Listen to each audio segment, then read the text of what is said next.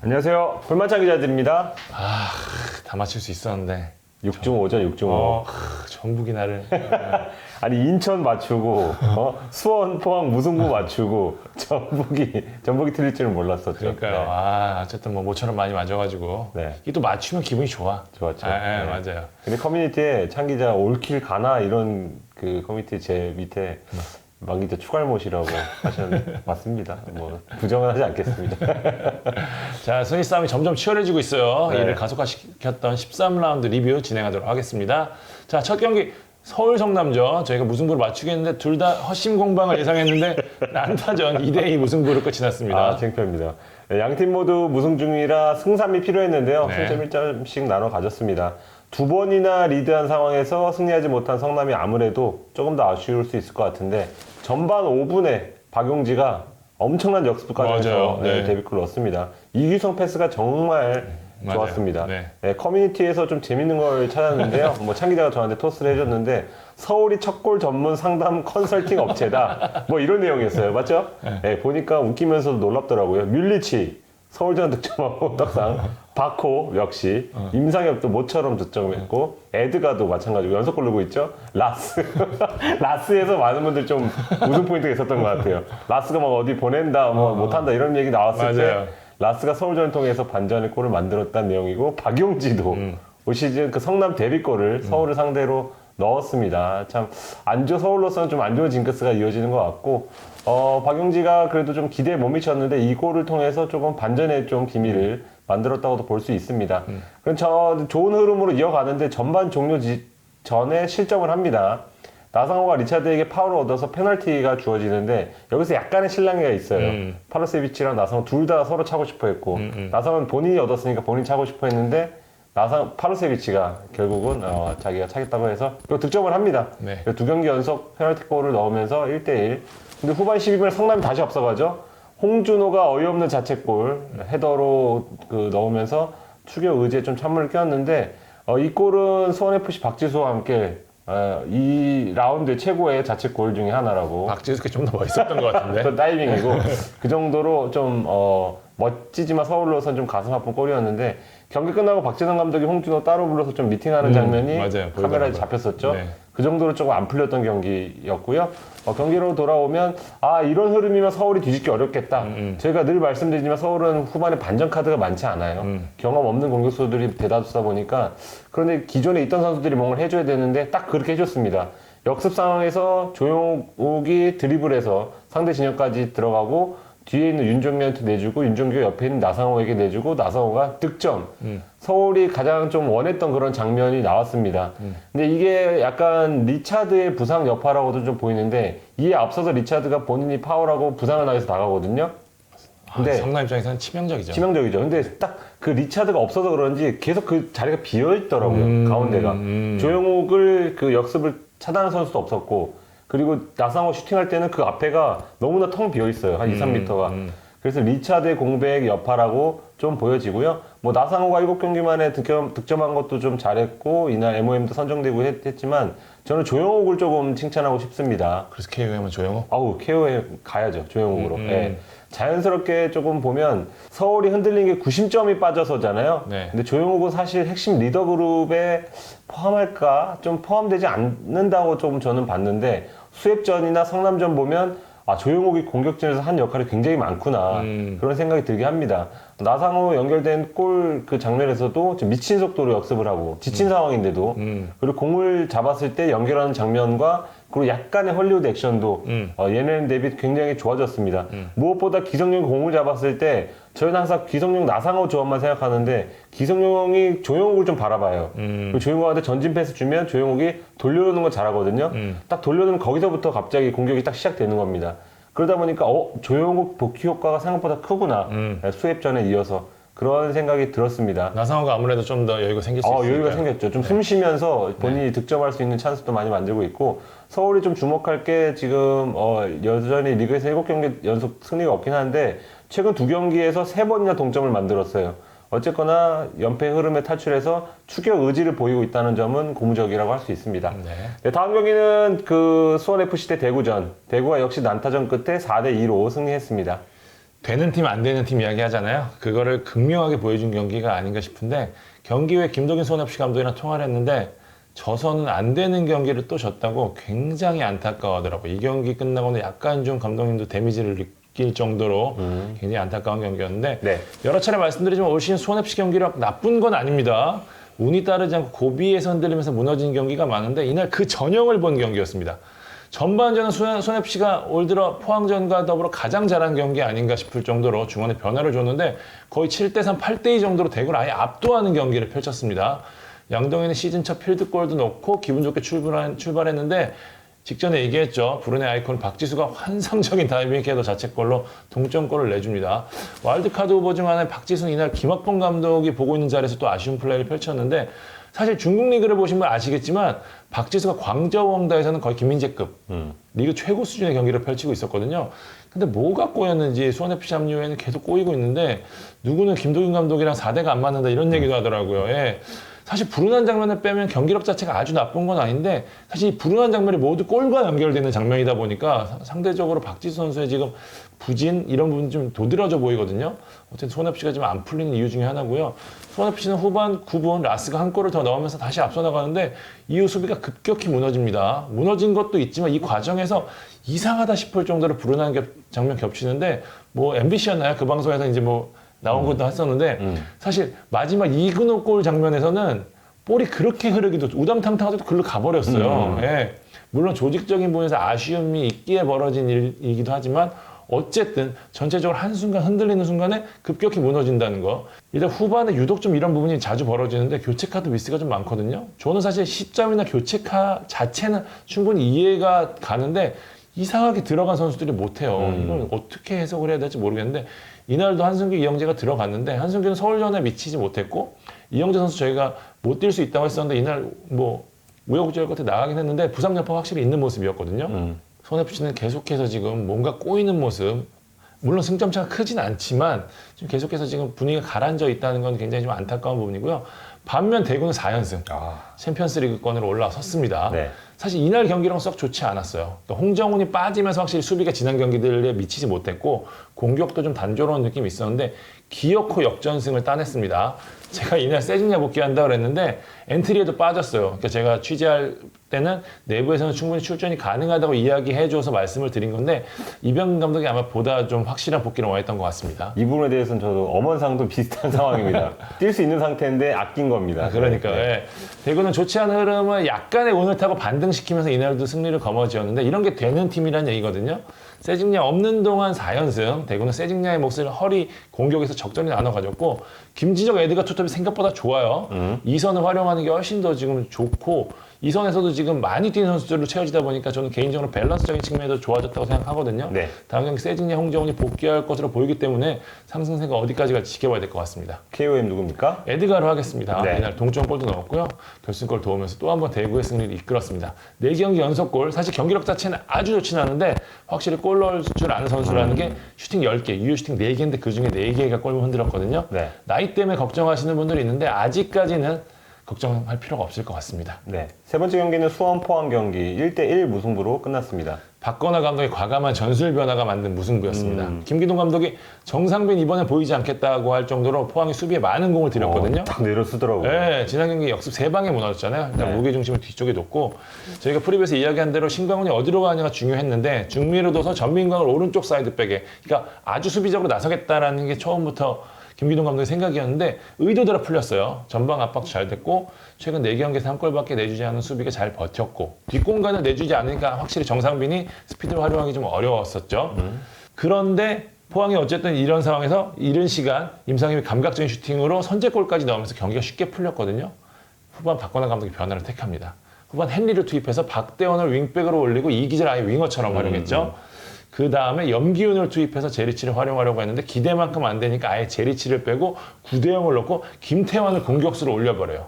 그러니까 김태환이 원래 윙백으로 보직 변경하기 전까지 공격수였잖아요. 잘했어요. 예, 연결을 중앙에 이기재를 윙어처럼 올린 상황에서 찰리볼의 의도가 후반 42분 결실을 맺는데 정상빈이 기가 막힌 수루 패스로 이기재한테 찔러주고 이기재가 거의 최근 염기훈급이잖아요. 기가 막힌 크로스 김탄이 무인지경에서 헤더로 마무리하면서 동점골을 뽑았습니다. 사실 박건하 감독이 플랜 A를 좀 고집하고 교체에는 약간 좀 아쉬운 부분이 있다. 저희도 한번 말씀을 드렸고 많은 분들이 느끼는 부분이었는데 이날만큼은 지락에서 김기동 감독을 압도했다고 봐도 될 것 같고요. 김동 감독이 고개를 졌더라고요. 네, 오히려 김기동 감독 교체 카드를 너무 아끼지 않았나 싶을 정도로 좀 약간 정중동 행보를 보였는데 개인적으로는 타슈를 빼고 이승모 제로톱으로 한 게 좀 선택이 좀 아쉬웠다. 좀 차라리 신광훈이나 신진호 중에 한 명을 교체하고 타슈 자리에 차라리 크베시치를 넣고 이승모를 삼성에 두는 게 낫지 않았을까라는 생각이 좀 드는데 결과론이긴 하지만 좀 아쉬웠습니다. 어쨌든 수원 포항은 나란히 승점 1을 추가하면서 5, 6위를 지켰고요. 포항 입장에서는 신광훈이 퇴장당하고 강현무, 신진호가 몸 상태가 좋지 않아서 이른 게 좀 많았던 경기. 권한규도 경고 누적으로 단독이 빠집니다. 맞습니다. 예.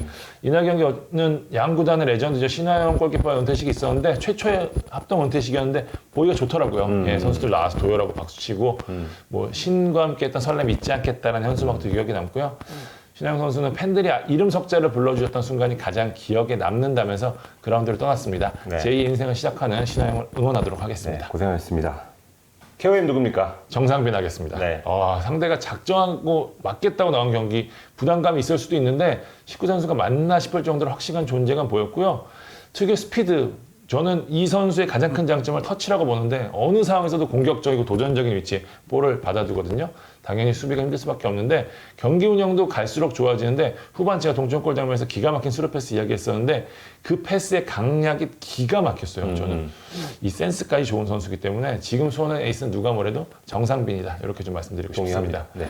자, 네 번째 경기 만 기자가 다녀왔죠. 울산이 광주를 2대0으로 완파했습니다. 제가 올해 현장에서 본 경기 중에 가히 최고였습니다. 네, 스코어만 보면 울산이 뭐 그렇게 잘했어? 뭐 압박한 것도 아닌데 이렇게 볼 수도 있는데 내용이 정말 감탄스러웠어요. 홍명보 감독도 경기 후에 중앙 미드필더들의 플레이를 직접적으로 좀 칭찬을 했는데 경기 보신 분들 아마 다 같은 생각을 했을 것 같아요. 맞아요. 원두재, 고명진, 윤빛가람, 박호, 힌터제어로 이어지는 패스워크가 정말 대단했습니다. 원두재, 고명진이 중원에서 든든히 지켜주고 수비수에게 공을 받아서 이선과 최전방 측면에 공을 쫙쫙 뿌려주는데 그게 그냥 잔디에 쫙 깔려요. 네. 그리고 받는 선수들이 뭐 윤빛가람, 뭐 박호 이런 선수들이다 보니까 실수가 거의 나오지 않으면서 점유율도 유지하면서 뭔가 역동적인 공격을 전개하는 그런 모습 보였고 뭐 원두재가 잘하는 거야 모르는 분들 없을 텐데 고명진은 서울 시절 모습이 언뜻 좀 스쳤습니다. 터치가 부드럽고 가장 잘하는 게 상대 선수들의 움직임을 미리 꿰뚫고 상대가 까다로워하는 그 방향으로 움직이는 거거든요. 그러니까 그쪽으로 움직이기도 하고 공을 보내니까 광주가 굉장히 고전할 수밖에 없었습니다. 그 윤빛가람은 앞에 있는 선수들에게 공을 적재적소에 연결해주면서 공격을 이끌었고 윤빛, 박호, 힌터제어가 그 연계 플레이로 만드는 득점 차수가 굉장히 많았어요. 아마 윤빛도 한 골 정도 넣었어야 되고 힌터제어도 2골 더 넣었어야 되고 박호도 한 2골 더 넣었으면 한 7골까지 만들 수 있는 그런 장면이 정말 좋은 장면이 많이 좀 나왔습니다. 뭐 윤보상한테 많이 막혀서 득점하지 못했지만 경기력 자체는 굉장히 좋았습니다. 그러니까 저는 이제 유럽 빅클럽에서도 맨시티, 바민, 뭐 바르사 정도가 좀 그런 플레이를 한다고 봐요. 가운데로 파고드는 거를 K리그에서 잘 못 보잖아요. 그렇죠. 답답하면 측면, 무조건. 백패스. 또 와서 또 측면, 백패스. 이런 식으로 조금 그 크로스에 의한 공격으로 의존하는데 그 울산의 측면도 약한 건 아니거든요.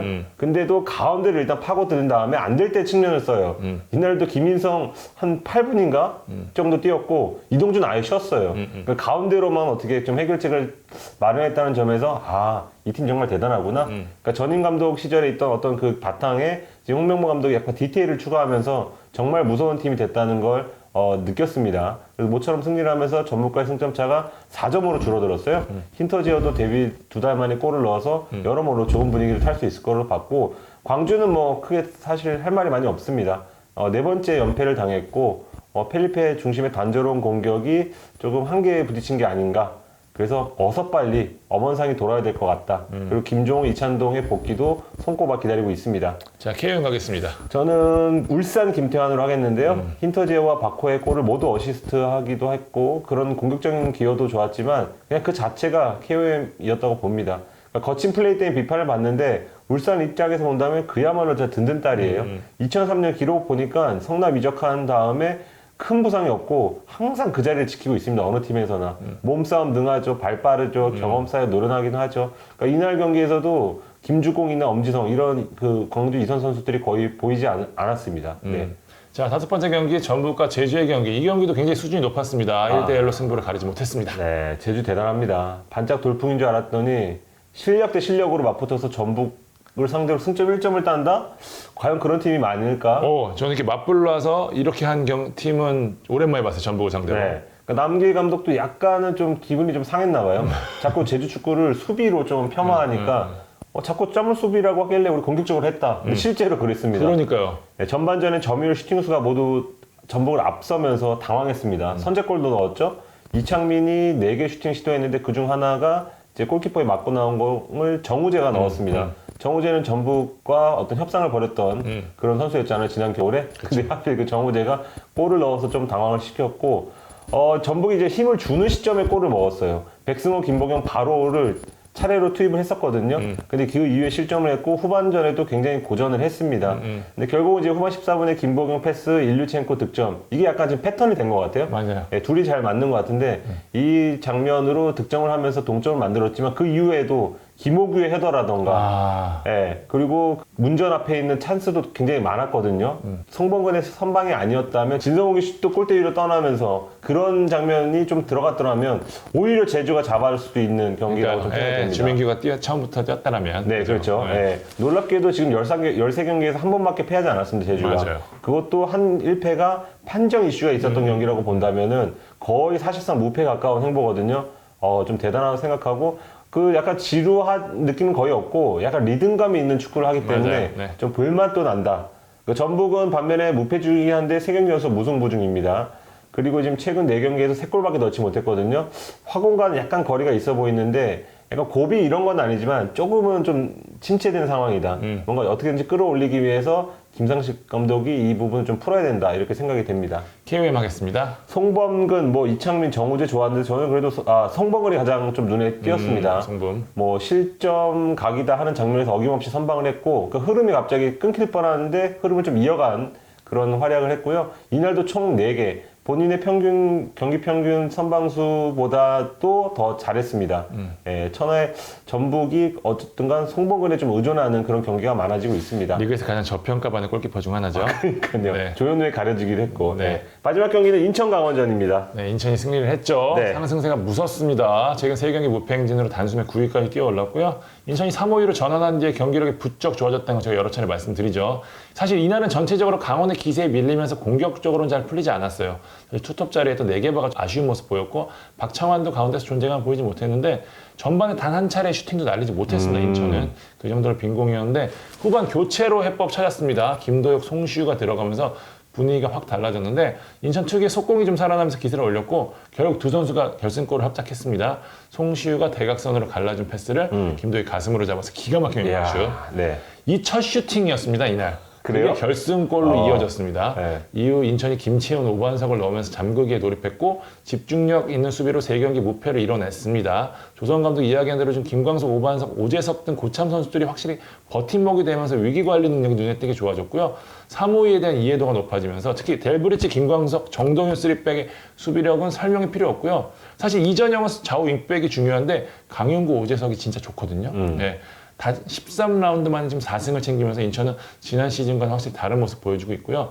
반면 강원은 경기 후에 할 수 있는 것은 다 했다라는 김병수 감독의 말에 최근 상황이 담긴 것 같은데 잘 나가다 좀 4경기에서 1무 13패를 당하면서 10위까지 추락했는데 이날 경기를 앞두고는 공수의 핵인 고무열 임채민 교통사고까지 당했습니다.